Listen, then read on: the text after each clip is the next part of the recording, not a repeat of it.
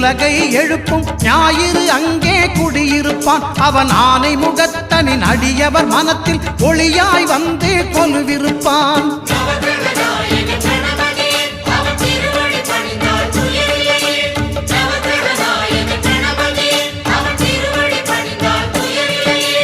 ஒன்பது கோளும் ஒன்றாய் காண அங்கு கற்பகம் என்னும் கடவுளின் மெய்யில்